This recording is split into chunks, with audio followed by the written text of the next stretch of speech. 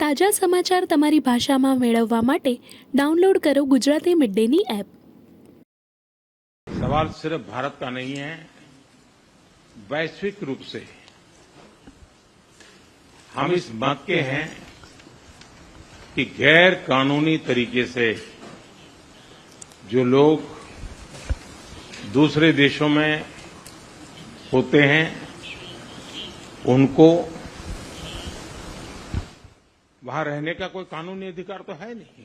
हमने हमेशा कहा है कि जो वेरीफाइड होगा, कि जो सच्चे अर्थ में भारत का ही नागरिक होगा, वो अगर अमेरिका में गैर कानूनी तरीके से रहता है तो उसको वापस लेने के लिए भारत तैयार है। ह्यूमन ट्रैफिकिंग में जुड़े हुए पूरे इकोसिस्टम पर हमने वार करना चाहिए। अमेरिका और भारत मिल करके हमारी कोशिश है और हमारी कोशिश रहनी चाहिए। Prime Minister, the US is giving a lot of push to curb illegal immigration, and India has been cooperating on this issue. How does India see this issue in the larger context? Thank you. सवाल सिर्फ भारत का नहीं है, वैश्विक रूप से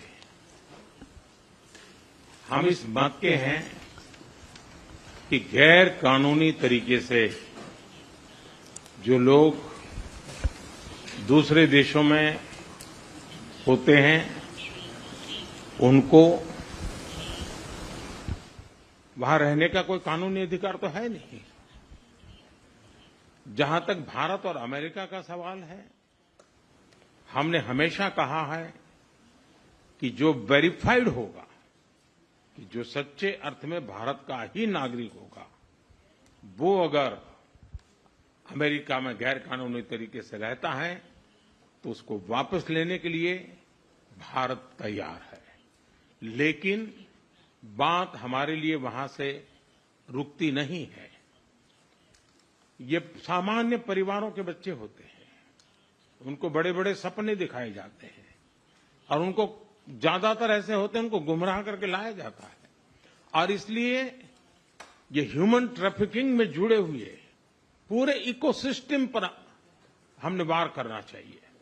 और America और भारत मिल करके हमारी कोशिश है और हमारी कोशिश रहनी चाहिए कि इस प्रकार की पूरी इकोसिस्टम को हमने जड़ मूल से नष्ट करना चाहिए, ताकि ह्यूमन ट्रैफिकिंग बंद हो और गरीब लोगों को जो अपनी धन दौलत बेच करके ऐसे बड़े बड़े सपने दिखा करके उनको अंधेरे में रख करके ले जाया जाए, उनके साथ भी अन्याय है।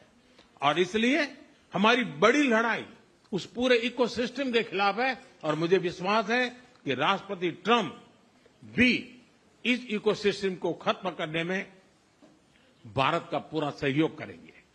સબસ્ક્રાઇબ કરો ગુજરાતી મિડ ડે।